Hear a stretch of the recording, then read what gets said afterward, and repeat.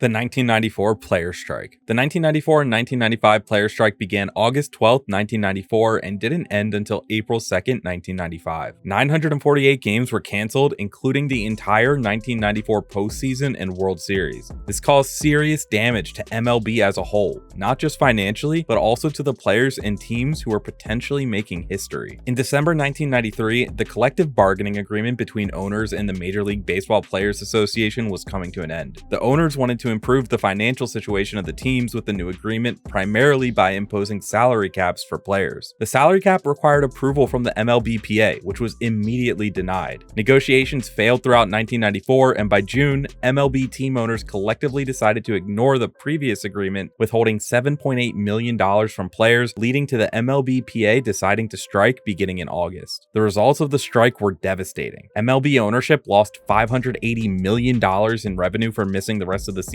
and players lost out on $230 million in salaries. It also led to some of the biggest missed opportunities in MLB, the main one being the Montreal Expos' chance at a World Series title. The Expos were leading MLB with a 74-40 record and were predicted by many to be favorites for the World Series, with their star lineup that included Pedro Martinez, Moises Alou, and Larry Walker. The Expos were a small market team and never fielded such a competitive roster again. There was also Tony Gwynn, who was on pace to have a 400 batting average season, something that hadn't been done since Ted Williams batted 406 in 1941. Gwynn was batting .394 when the strike hit in 1994, and while he would lead MLB in batting average 2 more times in his career, he never came as close to breaking 400 as he did in 1994. Negotiations continued into 1995, with multiple bills being introduced to the US Congress to try and end the strike, and even President Bill Clinton himself ordering the players and owners to continue negotiating. On April 2, 1995, after a court injunction, the strike came to an end, with players and owners agreeing to continue using the previous collective bargaining agreement until the end of the season.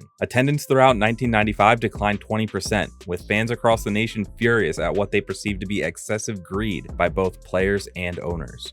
The Black Sox Scandal. The Black Sox Scandal is when 8 players on the Chicago White Sox were found to have thrown the 1919 World Series versus the Cincinnati Reds in exchange for payment. This left a permanent mark in MLB's history that influences how the league views gambling today. There was tension leading up to the throw, as many White Sox players believed they were underpaid given their previous success, winning the World Series in 1917. Chick Gandil was the leader behind the plan to throw, accepting $80,000 from bookie Joe Sullivan to lose the series. The White Sox would go on to lose the World Series 3-5 as heavy favorites. The Sox had some of the best players in the league, like shoeless Joe Jackson, who batted .351 with a .928 OPS in 1919, and pitcher Eddie Cicotte, who had a 29-7 record that same year with a 1.82 ERA. This made the loss extremely suspicious, and in 1920 an investigation began into the series. Cicotte eventually confessed, leading to a trial for the 8 fixers from the White Sox. The jury would find them all not guilty, but the damage had been done. In an effort to repair the sport's image, Kennesaw Landis was appointed as MLB's sole commissioner, and his first action was to ban the 8 players involved from baseball, including Jackson and Cicotte. There's controversy around Jackson's ban, as he had a series-leading .375 batting average, committed no errors, and hit a homer during the series, leading many to believe that he had never been involved in the fix. Jackson ended his career with incredibly impressive stats, including a .356 batting average, the 4th highest in MLB history, 170 OPS plus, and 62.2 career WAR. He was a no-doubt Hall of Famer, if not for his ban. On May 13, 2025, Commissioner Rob Manfred removed Jackson from the ineligibility list, so it's entirely possible that in a few years he will be inducted to the Hall of Fame. The steroid era. The steroid era is considered by some to be the saving grace of MLB after the 1994 player strike. Records were being broken left and right, and games were more exciting than ever, but it came at the cost of MLB's competitive integrity when it came to light that many of the era's superstars like Barry Bonds, Mark McGwire, and Sammy Sosa were all using PEDs. In 1998, there was the famous home run chase between Mark McGwire and Sammy Sosa, who were both on pace to break Roger Maris's long-held single-season home run record of 61. McGwire ended up breaking the record, ending the season with a new MLB record of 70 home runs. Millions of people were watching baseball again, and it all led up to Barry Bonds' record-breaking 2001 season where he broke McGwire's record, ending the season with 73 home runs. Bonds broke the record after having never hit above 49 home runs in his 15 previous seasons, making it immediately suspicious and calling into question McGwire and Sosa's chase. In 2005, investigations began, and many top players were linked to Balco,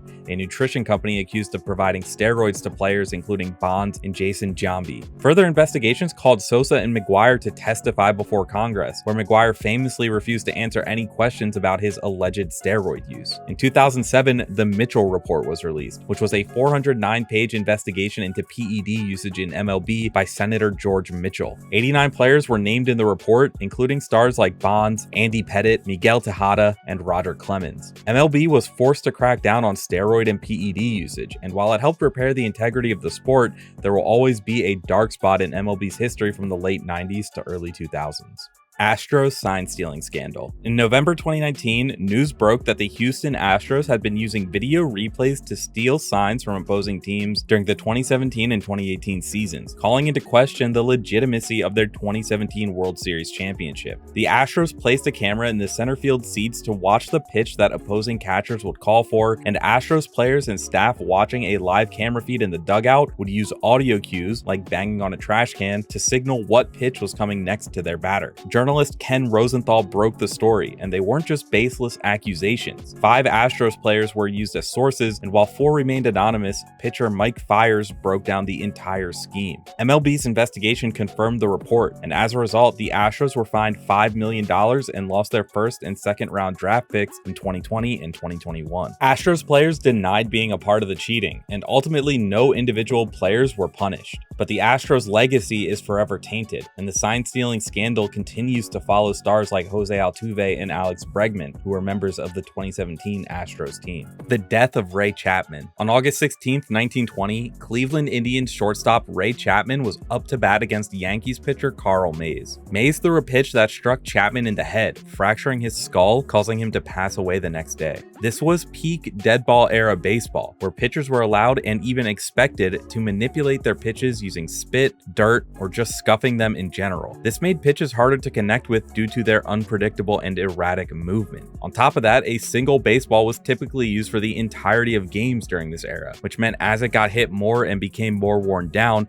it also became much harder to see. Chapman didn't even react to Mays' pitch, leading many to believe he never even saw it. Chapman's death is one of the most pivotal moments in MLB history. Rules were immediately changed following the end of the season, banning the use of spitballs and other pitch manipulations, and the balls were required to be replaced as the games went on to make them easier to see. These new rules that were implemented after Chapman's death not only increased player safety, but it also ended the deadball era completely, leading to a time of unprecedented rise in power and offensive statistics. Players like Babe Ruth, Lou Gehrig, and Tris Speaker would go on to break records as power hitters and become some of the biggest names in baseball. The Pete Rose ban. Pete Rose was one of the best hitters in MLB history. He holds the MLB record for most career hits at 4,256 and ended his 24-season career with a 303, 375, and 409 slash line and a career WAR of 79.6. He was a key member of the Cincinnati Reds' Big Red Machine dynasty, winning 3 World Series titles in 1975, 1976, and 1980,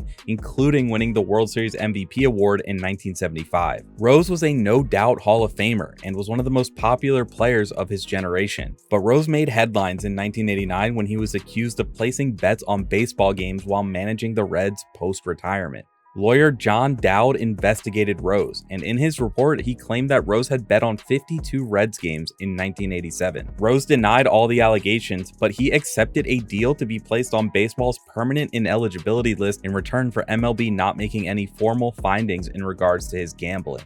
In 1991, the Hall of Fame decided no player on the ineligibility list could ever be inducted, meaning Rose, despite having a no-doubt Hall of Fame-worthy career, was never going to make it to the Hall. This upset not just Rose himself, but also fans of Rose, who believed that the lifetime ban outweighed the rules he had broken. He called out the Astros players who stole signs yet weren't banned, as well as players who used PEDs that never faced long-term punishment. MLB had to make a harsh statement using one of the most famous players of their generation, and many believe this was used as an example to make sure other players wouldn't be tempted to gamble on games in the future and jeopardize the integrity of the game.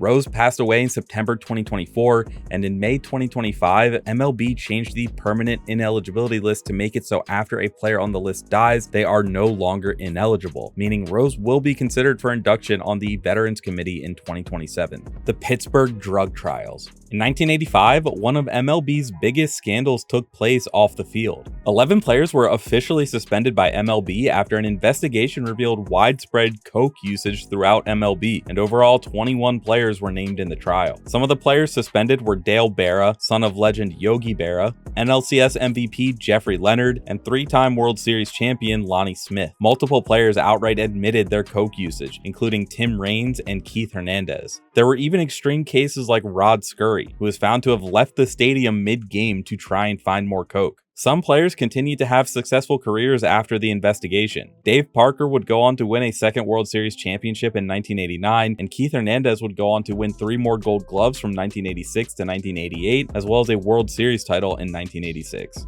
1980s owner collusion. From 1985 to 1987, some of the biggest instances of collusion among team owners occurred throughout MLB. The collusion among owners meant that players were getting paid less and their contracts were shorter in an effort to reduce spending. After the 1985 season, there were 35 free agents. Of those 35 free agents, 31 remained on the same team due to having no other offers, including stars like Tommy John, who were expected to have multiple offers from teams. Yankees owner George Steinbrenner initially offered a contract to star catcher Carlton Fisk, but after a call from White Sox chairman Jerry Reinsdorf, he rescinded his offer. This led to the MLBPA filing its first collusion grievance. After the 1986 season, 75% of free agents were only able to sign one-year contracts, and once again, star players were forced to stay with the same team, including Tim Raines, Jack Morris, and Bob Boone. The average salary went down, with free agent salaries dropping 16%, while MLB revenue went up by 15%, causing the MLBPA to file its second grievance. In 1987, it was ruled that owners had indeed conspired to restrict player movements, but it didn't stop them, and in 1988, the team owners began sharing information with each other, including offers players received. The MLBPA filed its third grievance in 1988, and in 1990, a settlement was made, with owners having to pay back $280 million to the players. These years of collusion led to the distrust of team owners among players that would remain for years, and ultimately become the catalyst for the 1994 player strike. Shohei Ohtani and Ippei Mizuhara gambling scandal. Shohei Ohtani is not just the face of MLB right now, he's one of the most famous athletes in the entire world, and with it, he has an extremely clean career. But in March 2024, he came under heavy scrutiny when it was revealed that his interpreter and longtime friend Ippei Mizuhara had stolen $16 million from Ohtani in order to pay off his gambling debts. There was immediate controversy surrounding the details of the crime, and it raised some questions. How did Mizuhara steal so much money from Ohtani without him noticing? Was Ohtani gambling himself through Mizuhara and a bookie? Initially, Mizuhara claimed that Ohtani had willingly given him the money to pay off his debt, but this was immediately backtracked, leading to conspiracies that Ohtani was involved in the gambling himself. A federal investigation began, and there was no evidence of Ohtani's involvement.